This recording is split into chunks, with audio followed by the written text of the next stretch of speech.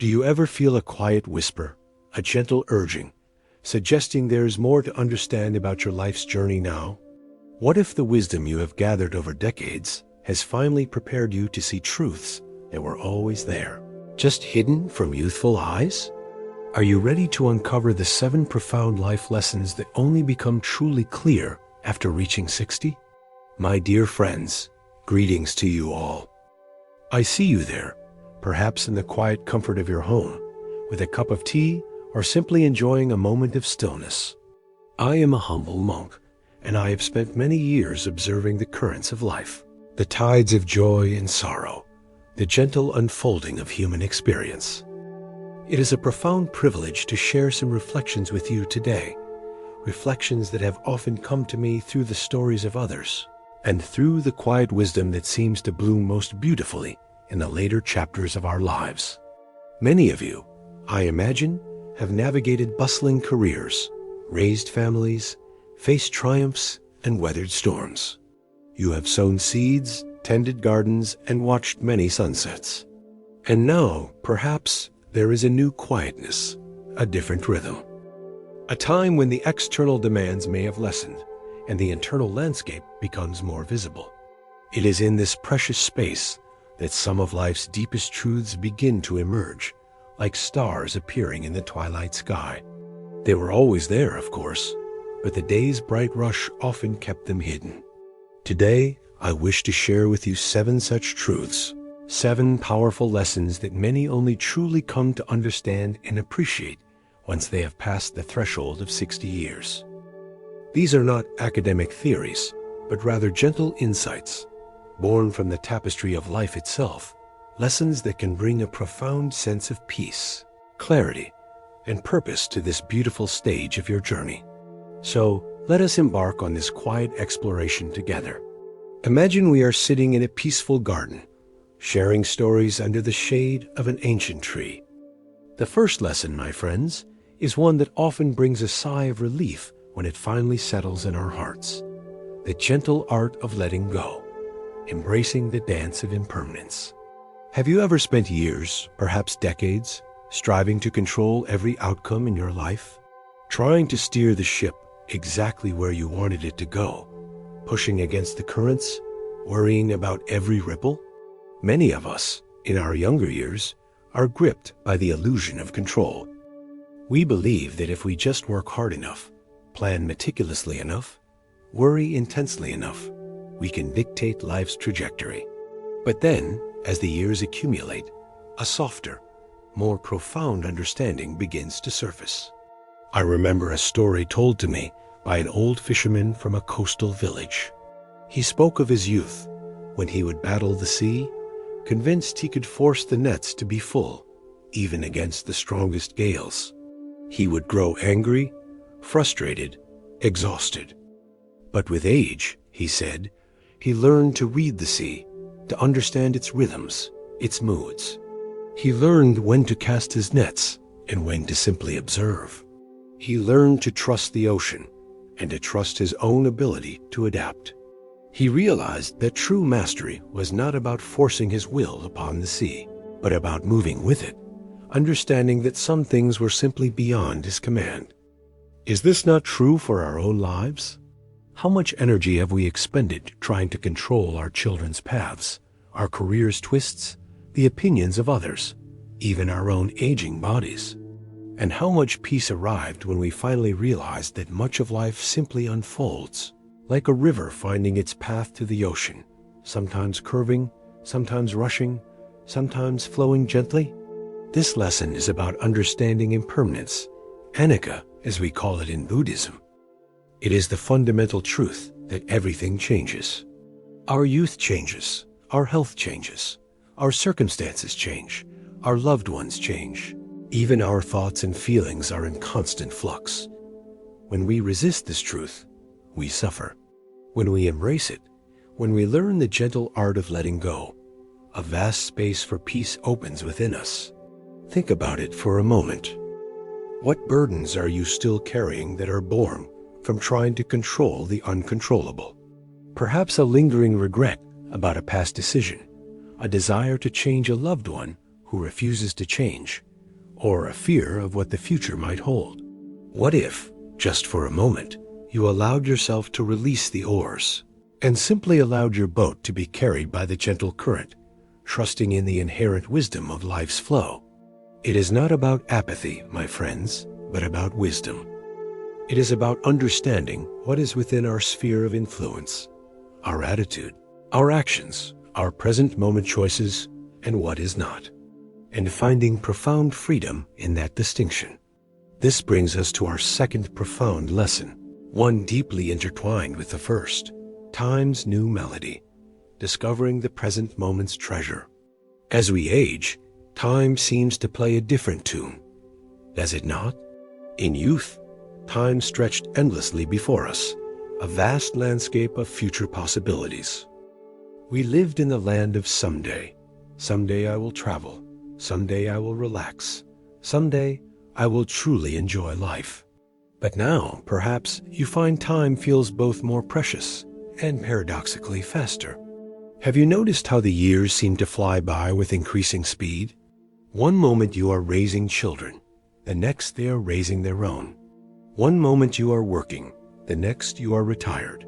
This shift in our perception of time is not a curse, but a profound invitation. It is an invitation to inhabit the present moment more fully than ever before. In our Buddhist teachings, we speak of mindfulness, of being fully awake to what is happening right now, in this breath, in this sensation, in this moment. Why is this lesson so potent after 60? Because the luxury of someday diminishes. The future, while still open, feels less infinite. And the past, while rich with memories, cannot be relived. What remains, truly, is this very moment. I once heard a story about an old woman who lived in a village near a bustling city. Her children often visited, urging her to move to the city to enjoy its conveniences, its modern comforts. But she would always smile gently and say, "My dears, I have found my greatest comfort right here, in watching the morning sun paint the mountains, in listening to the birds' evening chorus, in feeling the earth beneath my feet as I tend my small garden." She wasn't rejecting the future. She was simply deeply rooted in the richness of her present. She had learned that joy was not a destination, but a way of traveling. Think of the countless moments we spend dwelling on past regrets or anxieties about the future. How much of our precious present energy is consumed by these mental journeys? What if, instead, we chose to taste the flavor of our morning coffee, truly feel the warmth of the sun on our skin, listen to the nuances in a loved one's voice, or simply notice the gentle rhythm of our own breath? This is not a grand spiritual practice reserved for monks. It is simply choosing to be present in your own life. It is recognizing that life is not measured by the number of breaths we take, but by the moments that take our breath away. And those moments are only accessible now. As we age, the clarity that each moment is a gift, a unique and unrepeatable experience, becomes undeniably vivid. How might your days feel if you approached each hour, each minute, as a precious jewel to be savored rather than rushed through? This deep appreciation for the present moment naturally guides us to our third profound insight, the unseen threads, weaving a tapestry of true connection. Looking back, what truly stands out? Is it the promotions, the accolades, the material possessions you accumulated? Or is it the laughter shared, the hands held, the quiet understanding in the eyes of a friend, the comforting presence of family? For many who cross the threshold of 60, the answer becomes unequivocally clear. Relationships are the true currency of a well-lived life. The material pursuits that once seemed so important often fade in their significance, revealing the deep, unseen threads of connection as our most precious wealth. I recall a conversation with a wise elder in my community. He had been a very successful businessman, known for his ambition and his vast fortune. Yet, in his later years, he spoke of feeling a profound emptiness despite his material achievements. He shared how he had prioritized work over family dinners, business trips over children's recitals, and networking over genuine friendships. I built an empire, he confessed with a sigh, but I neglected the true kingdom of my heart. It was only after a health scare, when he saw his children and grandchildren gather around him with love, that the scales truly fell from his eyes. He began to intentionally cultivate those relationships, not as duties, but as sources of immense joy and meaning. He started calling old friends, sharing stories, making time for simple visits. He realized that the greatest treasure was not in what he owned, but in who he loved and who loved him in return. Have you ever felt a pang of regret for time not spent with a loved one? A conversation left unsaid, or a friendship allowed to drift away? It is a common human experience. But this stage of life offers a beautiful opportunity to mend those threads, to strengthen existing bonds, and to truly cherish the people in your life. It is not about having a large social circle, but about cultivating genuine, heartfelt connections with those who truly matter. This might mean reaching out to an old friend, truly listening to your grandchild, sharing a quiet meal with your partner, or simply offering a kind word to a neighbor. These are the moments, these are the interactions that truly enrich our existence and leave an enduring legacy of love. What small gesture of connection could you offer today to weave a little more beauty into your tapestry of relationships?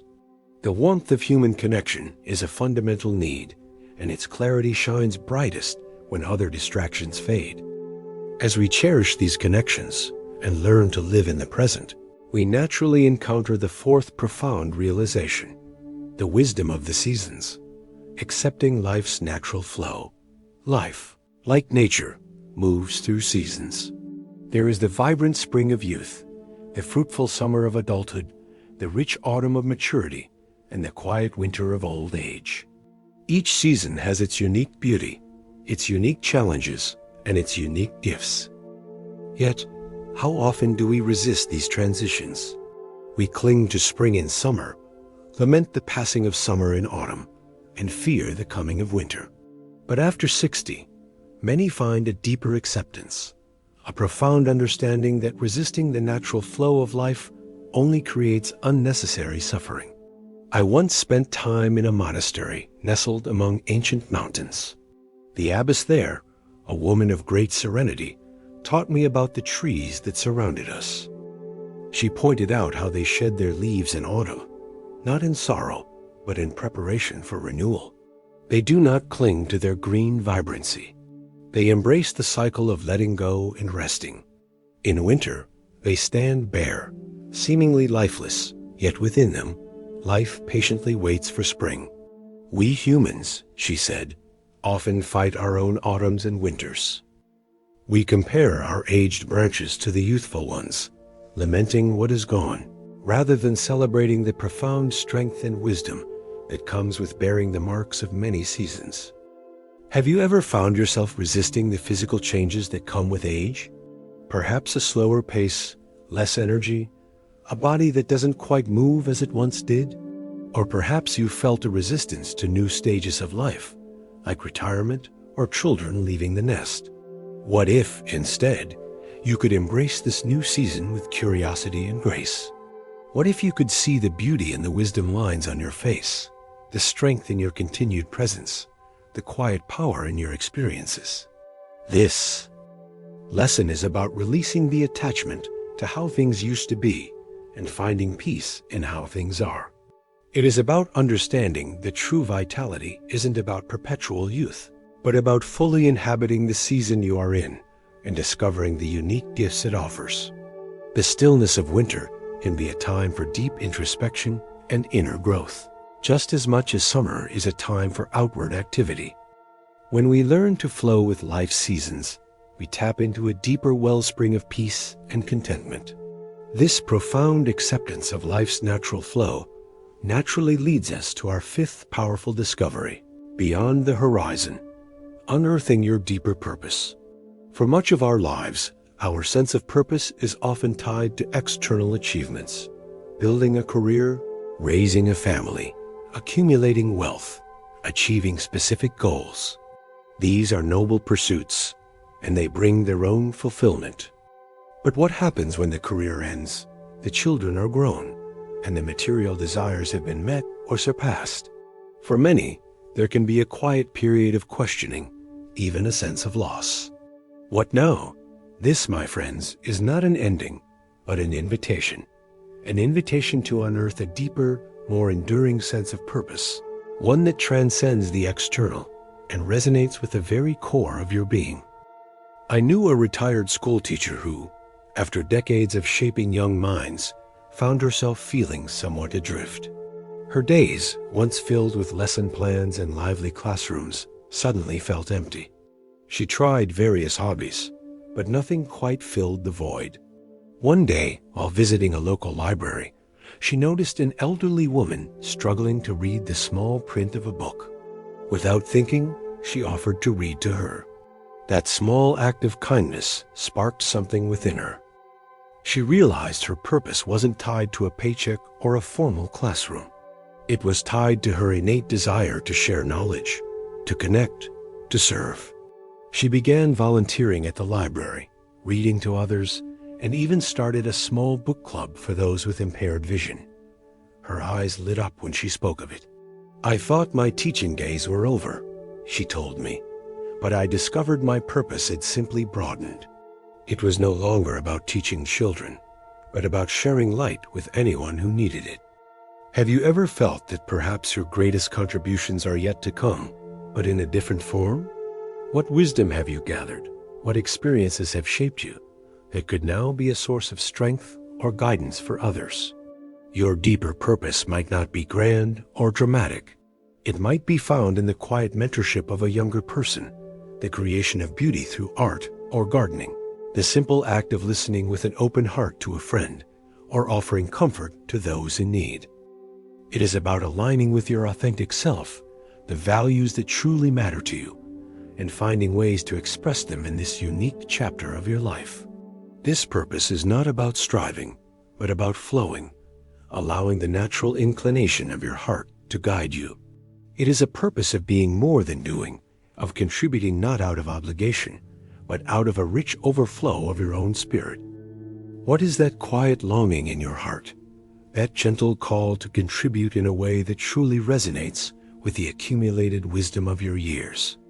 This profound shift in purpose naturally leads us to our sixth lesson, one that becomes increasingly vital as we navigate the changes that come with age. Listening to the temple, honoring the body's quiet wisdom. For much of our lives, we often treat our bodies like machines, pushing them, demanding performance, sometimes ignoring their subtle signals until they shout for attention. We might prioritize speed over care, ambition over rest, or external appearance over internal well-being. But as we age, the body begins to speak a different language, a language of gentle wisdom, urging us to listen more closely, to move with more intention, and to offer it the respect and care it deserves. After 60, many begin to understand that the body is not merely a vehicle, but a temple worthy of reverence and mindful attention. I recall a conversation with an elderly artist whose hands, once nimble and precise, had become gnarled with arthritis. For a long time, he fought against this change, growing frustrated and angry at his body's betrayal. He stopped painting, convinced his art was over. But then, a moment of stillness came. He began to observe his hands, not as instruments of frustration, but as parts of a larger, aging self. He started gentle exercises, not to regain youthful dexterity, but to honor the movement they could still make. He rediscovered sculpting, finding joy in the slower, more deliberate movements his body now allowed. "I learned," he told me, "that my body wasn't failing me. It was teaching me patience, teaching me acceptance, teaching me a new way to create beauty, one that honored its present state rather than demanding it be what it no longer was." Have you ever found yourself frustrated with your body's limitations, wishing it would behave as it did 20 or 30 years ago?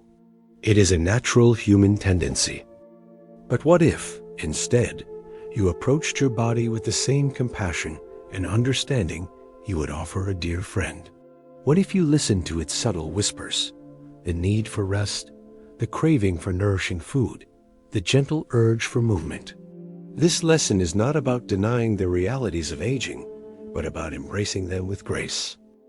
It is about understanding that true health and well-being in this stage of life come from a place of acceptance and mindful care, rather than a relentless pursuit of youth.